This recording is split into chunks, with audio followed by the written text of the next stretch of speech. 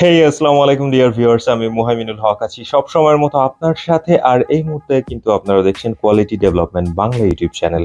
দীর্ঘদিন পরে spoken English নিয়ে ভিডিও বানাতে আসলাম। তবে ভিডিও বানাতে আসার আগে যারা আমার চ্যানেলের নতুন দর্শক রয়েছেন তাদের অনুরোধ করছি যে আমার চ্যানেলের ভিডিওগুলো দেখুন, যদি ভালো লাগে তবে সাবস্ক্রাইব করার অনুরোধ রইল। আর যারা এতদিন ধরে আমার ভিডিও দেখছেন তাদেরকে আমি অন্তরের অন্তঃস্থল থেকে জানাই আন্তরিক কৃতজ্ঞতা ও ধন্যবাদ। শুরু করার আগে আপনাদেরকে একটা প্রশ্ন করি, বলুন তো আমার বাবা 10 বছর ধরে ব্যবসা করছে, এর ইংরেজি কি হবে? My father is doing business for 10 years আর my father has been doing business for 10 years, কোনটা হবে? এখানে আমরা অনেকেই কনফিউজড হয়েছে। ঠিক আমি আজকে এই বিষয় নিয়ে কথা বলবো। সো ডিয়ার ভিউয়ার্স, আমরা আজকে শেখাবো প্রেজেন্ট পারফেক্ট কন্টিনিউয়াস টেন্স দিয়ে কিভাবে শুদ্ধ এবং সুন্দর উপায়ে ইংরেজি বলা যায়। So dear viewers, without further any delay, let's get jumped into our today's video.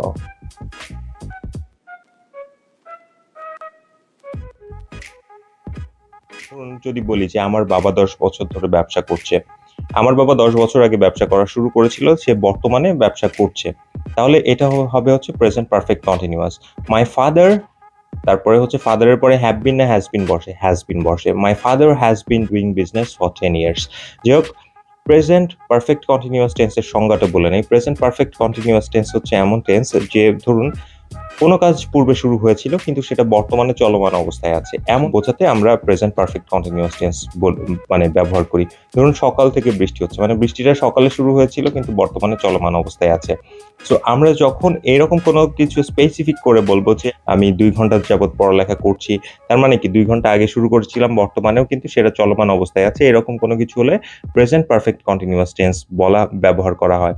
আর যদি আমি বলি যে বর্তমানে এই কাজটি করছি, তখন present continuous tense. Present perfect continuous টেন্সের স্ট্রাকচারটা বলে নেই, যে সাবজেক্ট বসবে, সাবজেক্টের সাথে হচ্ছে হ্যাজ বিন অথবা হ্যাভ বিন বসবে, তারপরে হচ্ছে মূল ভার্বের প্রেজেন্ট ফর্মের সাথে আইএনজি যোগ হবে এবং তারপর অবজেক্ট। রিমু গত রাত থেকে পরীক্ষার প্রস্তুতি নিচ্ছে। Rimu has been taking preparation for exam since yesterday night.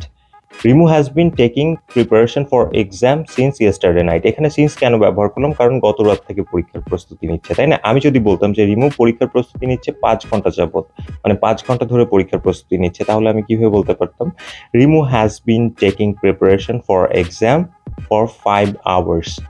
তার মানে আমি যখন কোনো একটা টাইম ফ্রেম বলছি, যদি সেটা অনির্দিষ্ট হয়, যেটাকে আমি নির্দিষ্ট করে উল্লেখ করছি না, তার আগে আমি সিন্স ব্যবহার করছি। আর যদি নির্দিষ্ট করে উল্লেখ করে দেই, তার আগে আমি ফর ব্যবহার করছি। তারপরে ধরুন যদি আমি বলি সকাল থেকে বৃষ্টি হচ্ছে, it has been raining since morning. It has been raining since morning, সকাল থেকে বৃষ্টি হচ্ছে। আমি যদি বলি 2 ঘন্টা যাবত বৃষ্টি হচ্ছে বা 2 ঘন্টা ধরে বৃষ্টি হচ্ছে, it has been raining for 2 hours.